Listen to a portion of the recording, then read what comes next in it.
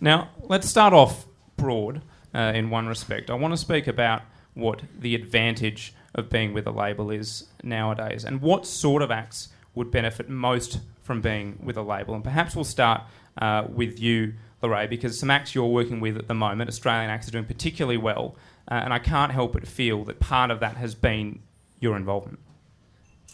Thank you, that's very nice to say.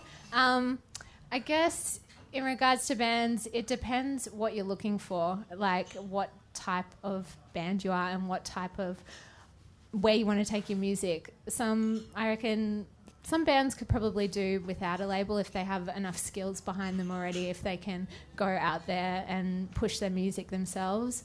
But there are obviously advantages to being on a label where you have a whole team working your music for you. And what specifically do you think, not that you're trying to sell what you do to everyone here, but what is the advantage in terms of your particular label? I know that you've got affiliations all over the place. Would you mind running through what those are exactly? Well, the way remote control works, there's kind of 4 separate functions that we operate in. So we've got remote control, which was originally set up to be the Australian arm of the Beggars Group, which is the 4AD, XL, Matador, those type of labels. So we look after their releases here. And then we have Dot Dash, which is our local label. So we deal with, on that label, we've done like the Dirty Three, Teeth and Tongue. We also have partnerships with a lot of young labels, which is, I guess, why I'm on this panel, because we're not necessarily a young label, but we work with a lot of young labels like Two Bright Lakes, Yes Please, and Flightless. So, yeah, I guess that's the functions that we kind of do. We also have Recon, which is a third-party PR arm. So, yeah. And Will and Lewis, what's your perspective on this? Obviously, you are a young label. And you're looking to offer something of benefit to the acts you're signing. What do you think you're actually doing for them that they themselves wouldn't be able to do if they weren't with you guys? I think a lot of artists can do it themselves. I think, that's probably not the best thing that I should say. But I think, it's what we really offer people is kind of a brand. And I don't really like using that word, but people can, and we don't really we're still emerging that brand at the moment, but people like to get behind something like that. And whereas an artist can go to all those different people themselves, a publicist and a manager and all that stuff, we look at it from both helping the artist and offering something for a consumer. And artists don't really think that way, from my experience. They're just kind of like, I want to put it out there and it will happen because I'm really good at what I do. That's not necessarily always the case. So I think it's just about letting them understand. I mean, and with all the artists we work with, we take like less cuts so that they're actually doing the release themselves with us, so they can understand that that's kind of the way they can actually do it, whilst also making sure that they come back to us.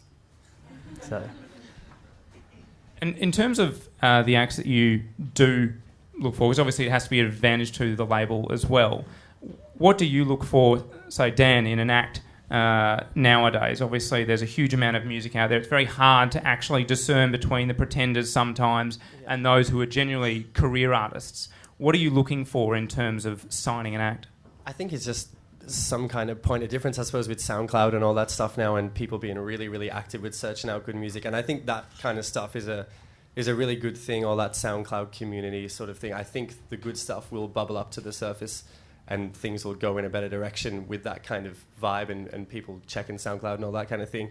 I suppose with the acts I'm looking at, it's more just stuff that has some kind of point of difference, some kind of thing that's not just trying to be, to use that, the next flume kind of phrase and stuff like that. I think everything that I've signed and that's coming out towards, the middle of the year and the end of the year, it's stuff that I genuinely feel is a different approach to things. And yeah, if you're spending 9 to 5 every day running a label, it needs to be stuff that excites you, or it's going to be difficult to put your heart behind it. And if you're not putting your heart behind everything you're putting out, then you need to rethink what you're doing, I suppose. So I'm really excited about everything that I'm putting out, and yeah, I don't really have to answer to too many people other than myself about what I like and what I want to put out there. So yeah, it's just making sure you're excited about the music you're putting out, and that'll become the best product if you're really excited about it, I really think.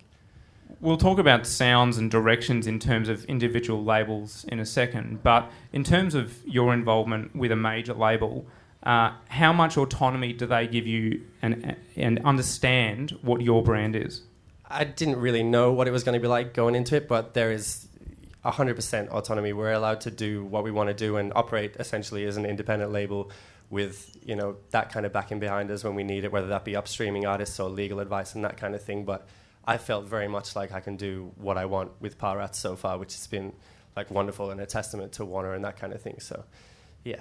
And would you advise that a route that should be taken in terms of emerging labels? Do you think that it's enabled you to do things that you wouldn't otherwise have been able to do? Has it restricted you?